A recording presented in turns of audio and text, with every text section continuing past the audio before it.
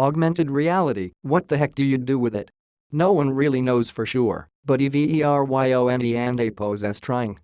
Apple is making a concerted push towards Arkansas with iOS 11, adding a developer toolset called Arcade that helps create augmented experiences on iPhones and iPads. Google has Arkansas. Facebook has Arkansas. Microsoft has Arkansas too. Apple and Apple's approach is more like Facebook and Microsoft, aiming to bring convincing 3D objects into the real world. Of course, apps already do this, see Snapchat or Pokemon Go.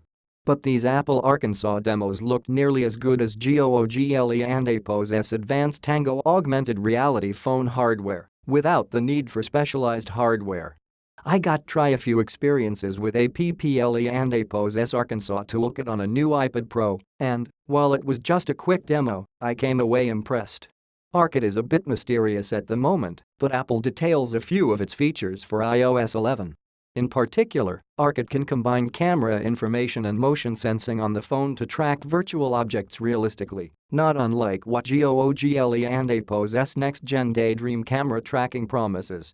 Arcade can also apparently recognize surfaces and edges, place objects properly, and recognize environmental lighting to shade virtual objects properly. Furthermore, it adds extra graphics punch through Unreal Engine 4, Unity and Apple and Apple's Metal to offer some iOS game-level graphics in Arkansas apps.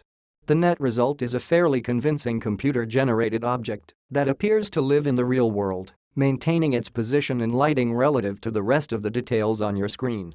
It works with iPhone 6s or SE and later, iPad Pros, or Apple and Apple's new 9.7-inch iPad that debuted this spring.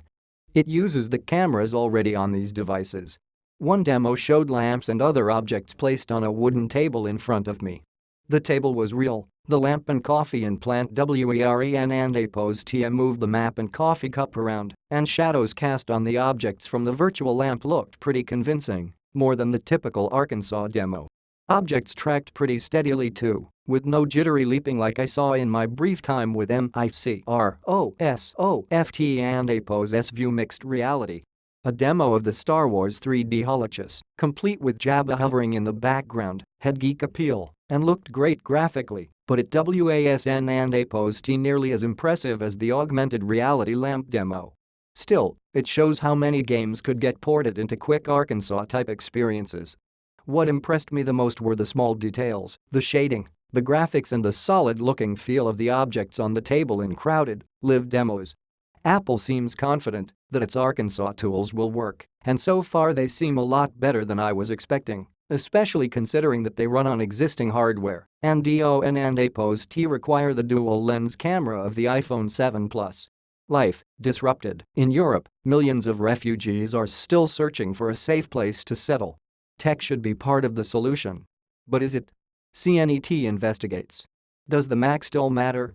Apple execs tell why the MacBook Pro was over 4 years in the making and why we should care.